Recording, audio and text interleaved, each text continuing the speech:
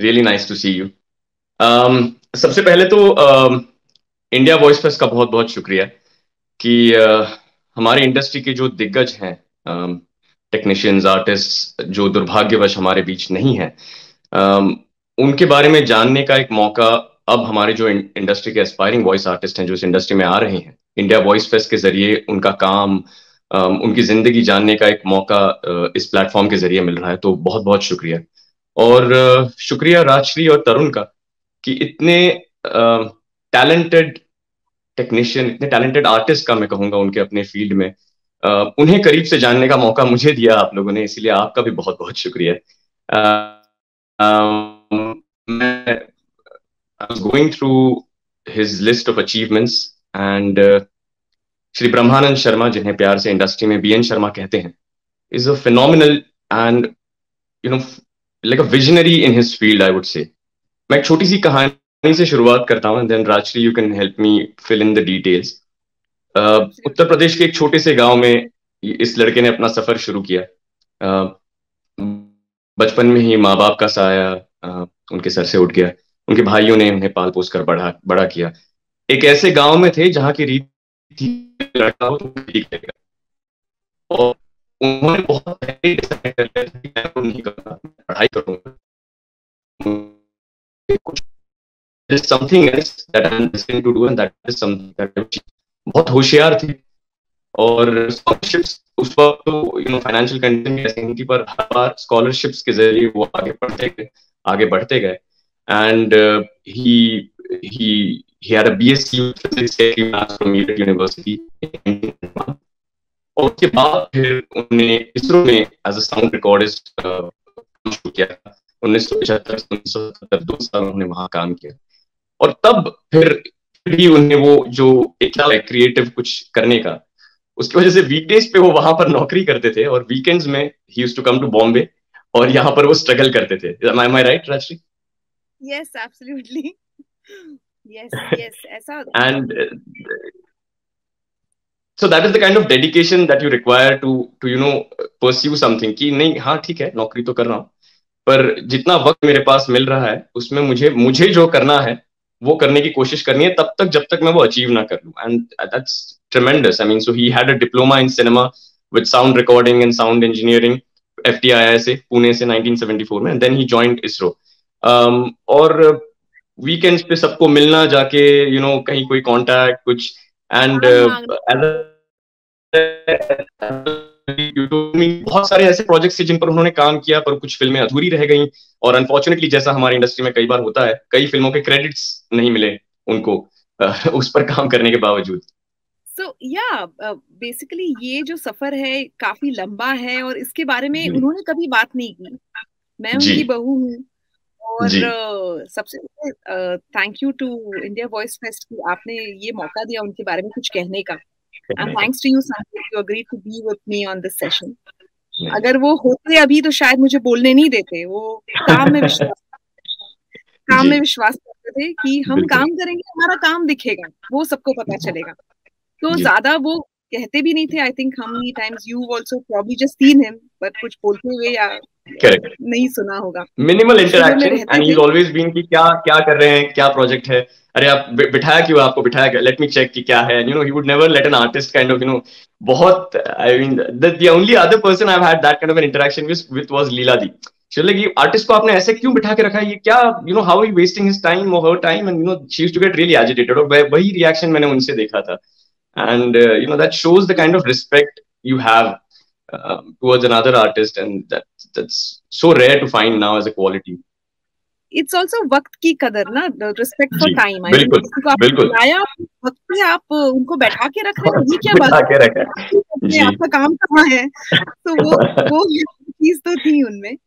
बिल्कुल। तो बहुत कम लोग या काफी सीनियर आर्टिस्ट इंडस्ट्री के शायद उनके साथ में काम कर भी चुके हैं। एंड दर्पण is also one of them who is also interacted with him and worked. Thank you again दर्पण फॉर दिस अपॉर्चुनिटी। तो ये एक उनके बारे में मैं बोल पा रही हूँ, यही मेरा सौभाग्य है, इज व्हाट आई। बिल्कुल, सेम हियर। जिस तरह से उन्होंने अपनी जिंदगी चलाई, हम सोचते हैं कि हम उसका छोटा सा एक हिस्सा भी अगर चला ले तो बहुत बड़ी बात हो जाएगी। बड़ी बात हो जाएगी, बिल्कुल। तरह से उन्होंने और I was reading up about कि कौन से दौर में और किस तरह से काम होता था, एंड मैंने इसका हमेशा से वॉइस ओवर आर्टिस्ट का पहलू जाना है. I've spoken to a lot of voice over artists who are senior to me, including you, to understand कि अब तो खैर प्रो टूल्स न्यूएंडो वगैरह के टाइम से I've been, पर उससे पहले एक बहुत ही अलग दौर था, which was this skill based voice over work, which was really challenging for every artist. कि रियल टाइम करना है, गलती हुई तो फिर से शुरू करना है, फिर भले वो 8 लाइन हो, 8 पेज हो, जो भी है, you have to go back. कहीं कहीं पे अगर आप if you're a child artist, कोई स्टूडियो में आपके पीछे खड़ा होगा, आपकी पीठ पर टैप करेगा हल्के से, and you have to start speaking. और ये सारी चीजें मैंने, so I have always known about these things through an artist perspective. और फिर जब मैंने इनके बारे में पढ़ना शुरू किया थोड़ा बहुत, और आपने भी मुझे बहुत जानकारी दी, आई रियलाइज कि टेक्नीशियंस का भी एक अलग स्किल वाला दौर रह चुका है. And he was in the middle of that era, and he's obviously he's got acclaims and awards for that as well. But just to give people an idea कि तब 4 ट्रैक्स पर पूरा काम होता था, 3 पर ये आपके डायलॉग्स, म्यूजिक इफेक्ट्स वगैरह होते थे, और चौथे पर मिक्सिंग होती थी. And you had to handle an entire film of those 4 tracks, and इतना माइंड ब्लोइंग लगता है, बिकॉज नाउ इतने छोटे से छोटा भी मिक्सर ले लूं तो 8 ट्रैक 16 ट्रैक तो मिल ही जाएगा आपको आराम से. एंड you're thinking कि ये भी ट्रैक्स होते हैं. करेक्ट. एंड प्रो टूल्स में अगर आप फिल्म का मिक्स देखते हो तो यू सी ऑल दीज इतने सारे कलर्स और इतने सारे tracks, and how is that person able to achieve this on 4 tracks is something that is unheard of. The same thing how I try to think, आप लोग कैसे काम करते होगे, no clue at all. So even before that, directly sound negative पे sound छप जाता था. In the sense कि शूटिंग के वक्त ही डायरेक्टली नेगेटिव पे छप रहा है, यानी जो आप कर रहे हैं वो डायरेक्टली प्रिंट में जाएगा. तो गलती देखो, वही सेट पे खड़े रह के करना पड़ता होगा. और म्यूजिशियंस कभी-कभी पेड़ों में छिपते थे, एंड वहां से रिकॉर्ड वो बजाते थे, एंड वो रिकॉर्ड होता था, वो डायरेक्टली साउंड नेगेटिव पे छपता था. उन्होंने उस जमाने में भी काम किया हुआ है. एंड उसके बाद ये तो आगे जो 4 ट्रैक वाला जमाना, बहुत ही मॉडर्न जमाना एक तरह से शुरू हुआ कि 4 ट्रैक आ गए, ओहो 4 ट्रैक आपके पास में, कमाल है, इस तरह की चीजें होना शुरू हुई. इससे पहले भी अगर रिकॉर्डिंग होती थी तो एक आदमी बैठ के पूरा आपको basically remember the whole film.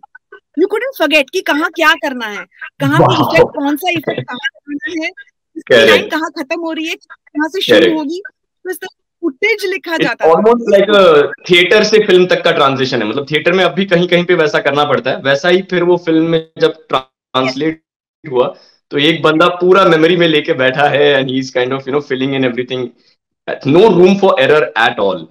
And that's what I think a lot of senior artists, अब हम लोग जब आते हैं, नहीं ये इस वर्ड का ना पहला हाफ पार्ट आप बस ले लो, बाकी मैं पंच कर लूंगा. एक सर बोल दो, बाकी सब तो मैं उठा लूंगा. आप सिर्फ लाइन के पहले का इनहेल कर लो, मैं बाकी उठा लूंगा. So this generation unfortunately will not understand, including me. I always tell, I speak to Viraj, I speak to Meghna, I speak to you. I always say कि I wish I could have voiced at that and understood. That is where you understand कि नहीं आपका skill क्या है, आपका क्या challenge है. and I understand कि आप जब बोल रही हैं कि जब 4 ट्रैक्स आ गए तो वो कहते थे कि अरे वाह, ये तो बहुत हमारे लिए बहुत हो गया. जैसे आप लोगों ने शायद फिर जब Nuendo and everything entered, you must be like अच्छा एक वर्ड पंच करूं चलेगा, and you must be like really happy about it. And he came from that era, और उसके बाद फिर उन्होंने he kept adapting to newer technology all the way to recent times. To evolve like that, technology के साथ साथ खुद को भी evolve करते रहना is not possible for everybody. And when you don't do that, you fall out of the game. But he never fell out of the game. Not really. He was that way very adaptive. He was very receptive to new technology. He knew क्या नया है, because he was a visionary. तो वो हमेशा ये सोचते थे कि this is the future. अगर आप इसके साथ में नहीं चलोगे तो आप पीछे रह जाएंगे. So this is what it is all about. तो later on, after freelancing, when he joined Film City, so that was again a different type of technology that he had to adapt himself to. But yeah, of course, he never looked back. जो भी करना वो किया. And because he was technically sound, आज हम जिस जगह पे हैं, उसमें उनका बहुत बड़ा योगदान है. बिल्कुल. And I understand कि Tarun was a computer engineer to begin with, but the amount of exposure to sound engineering that was happening around him, he eventually also got attracted, or फिर both of them also worked on a lot of projects together, everything from background music to dialogue recording, mixing, 5.1. वो भी सफर, he was lucky enough to be able to work alongside him, and to get that kind of a mentor, to begin your career with is I think a phenomenal experience to have. Yes, and the stage at which he was, technology was changing rapidly उस वक्त. So, he actually, because being from his computer engineering background, he could help him adapt to the new technology very smoothly. So the transition happened really smoothly. Oh wow, that's wonderful. And so such a it became like this relationship where I will teach you sound, you teach me the tech, and that's beautiful. I mean, it must have been like a phenomenal time for him also. And I'd like to tell people that the first movie that he got as an independent recordist credit was in 1978. It was Prem Diwani under Ramanand Sagar ji of Sagar Arts. It was starring Amjad Khan, Jitendra, and Hema Malini, and that was the first film that he got as an independent credit. उसके पहले, like I said, बहुत सारी फिल्में की, कुछ पूरी नहीं हुई, कुछ का credit नहीं मिला. And the first Indo-Russian collaboration film which happened, which was under the banner of Eagle Films, which was Ali Baba 40 Chori. ये बहुत लोगों को पता है ये film. The moment you also mentioned this to me, I was like, ये तो मैंने भी देखी है. And Dharmendra ji और Hema Malini were a part of this. And this was the first film in India which was done in stereoscopic sound. That's really interesting. And he was the one who worked for it. और Filmfare Awards से नवाजा गया था उन्हें 1987 में सोनी महिवाल के लिए. You have to tell us what was special about Soni Mahiwal. So मेरे लिए तो बहुत बड़ी बात थी, जब मुझे पता चला, मुझे पहले पता नहीं था. हमने आपको फिल्मफेयर मिल चुका, आपको फिल्मफेयर मिल चुका है. He's like, That's the humility of the man. I mean, that's so down to earth as he was. काम करना है मुझे, ये सब मिलता रहता है. I don't, really, I'm not bothered by these things. मतलब मिला था, आपको कौन से साल में लानी, just thinking कौन से साल में, and then he told me Soni Mahiwal का. I looked it up कि कहाँ और कैसे है ना. 1987 में मिला मुझे. हाँ. उसमें ना मैंने बहुत जानवर वगैरह कठिनाई से रिकॉर्ड किए थे.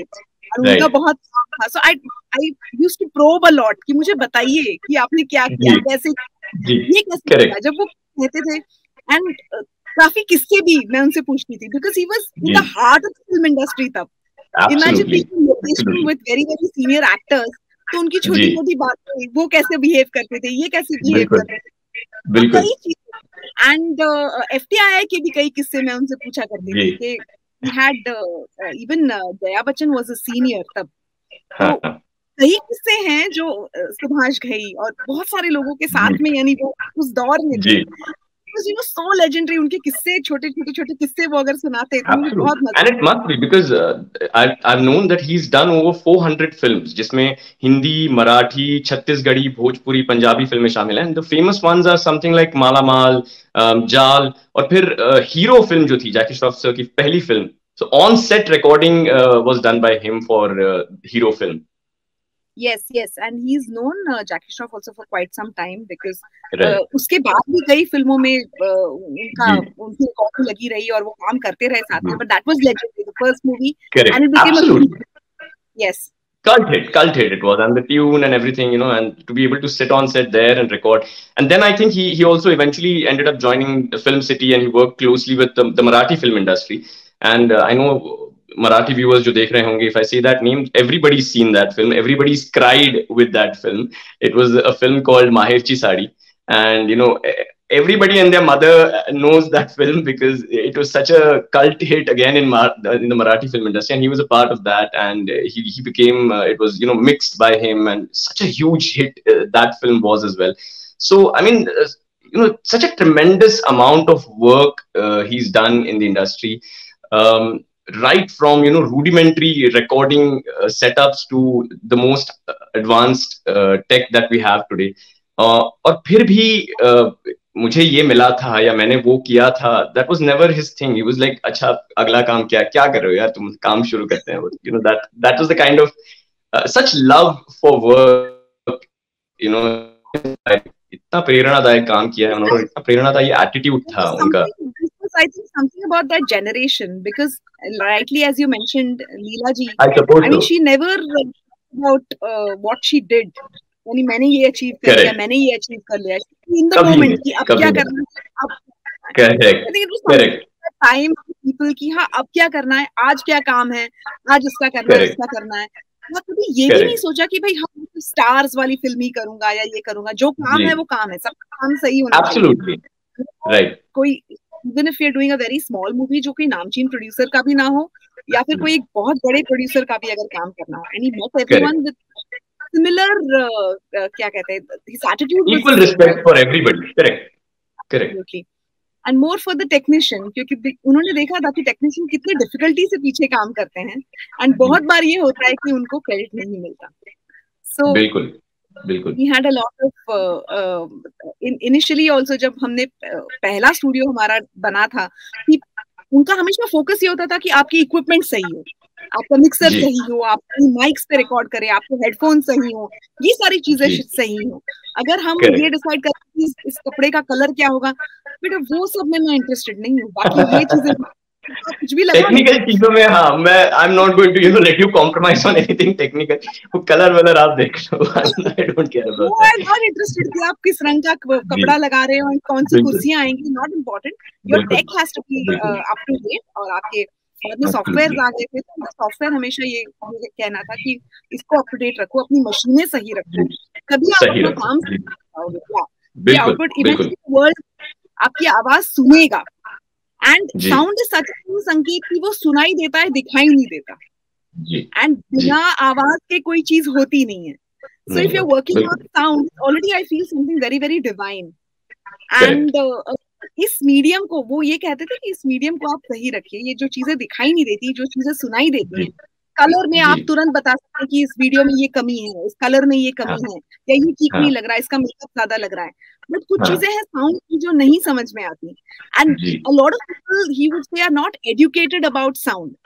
So when a lot of producers and directors would come to him for queries, whether they're working with him or no, he would, irrespective of that, address those queries. कि हाँ ये चीज आपको करनी चाहिए, ये सही करना है, वो सही करना है। Just the love for what he did and the love for his craft, कि मुझे कोई परवाह नहीं है कि आप मेरे साथ काम कर रहे हो नहीं कर रहे हो, मुझे इसके पैसे मिलेंगे नहीं मिलेंगे, बस मुझे ये पता है, ये आप लेकर जाओ और you spread it.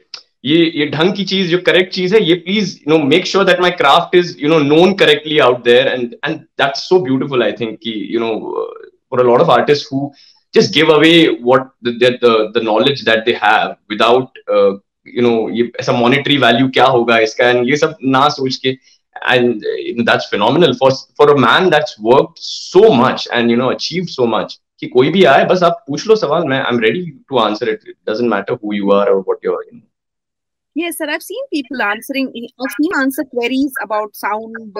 Studio system में अगर कोई फंस जाता है, वो कहते हैं कि ये इस डेसिबल की साउंड हमसे कंट्रोल नहीं हो रही है, ये फ्रीक्वेंसी हमसे कंट्रोल नहीं हो रही है। So you would answer those queries. So I was really intrigued कि ये क्या है, and then you sound is all physics. बिल्कुल physics है। Absolutely. Absolutely. क्या handle करना है। So that love for the entire craft led him to become the man that he was. So yes, and such a humble man, जो जहां से शुरुआत की, and to come to a point where he came to eventually, and the studios, and to be able to have such an illustrious career. It's just, when I was reading it, I said it as a story. मैंने कहानी की तरह इसीलिए बताया क्योंकि आप कहीं भी हो, आपकी शुरुआत जो भी हो, आप क्या कर रहे हैं या क्या करना चाहते हैं और उसके लिए कितनी मेहनत करते हैं, उसी से आपका कल तय होगा। तो just because you had a bad start, don't curse your stars, और काम की तरफ, अपनी मंजिल की तरफ चलते रहिए, and that is what his story inspires me to do in life, कि बस काम पे फोकस रख के let's go and achieve it. हम जब ये डिस्कस भी कर रहे थे कि इस तरह का हम सेशन करेंगे या कुछ करेंगे, तो मैं ये सोच रही थी कि मैं क्या लिखूं। मैंने कुछ प्रोफाइल टाइप का उनका कभी लिखा नहीं ना, उनको शायद जरूरत पड़ी होगी कि इस तरह का मैं कुछ प्रोफाइल बनवाऊं, या मैंने कहा पढ़ाई की, कैसे की। So it's all I remember, our informal chats, our conversation, our numerous rides from home to the studio, जिसमें हम बातें करते थे। उस दौरान जो भी निकल कर आया, and every and इस बातचीत के दौरान, नॉट एज अ क्या कहते हैं, मुझे कोई इंसिडेंट बताना है, चलो मैं तुम्हें कुछ बताऊं, एज अ जर्नी वो चीजें बताते जाते थे एंड मैं सुनती जाती थी। I used to get inspired time I listen to his stories. You know, इतनी मुश्किलों के बाद भी he didn't give up and every time उनकी छोटी से छोटी कहानी में एक चीज निकल के आती थी, ओह अच्छा हम ये भी कर सकते हैं, ये भी कर सकते हैं, करेक्ट। हाँ, तो नेवर टू गिव अप वाला जो एटीट्यूड था वो that was really nice. And fields of sound जैसे फोली है, बैकग्राउंड म्यूजिक रिकॉर्डिंग है, लोग रिकॉर्डिंग करते हैं, या ये अलग अलग एस्पेक्ट्स होते हैं, ये धीरे धीरे मुझे भी पता चला because I was a voice artist purely.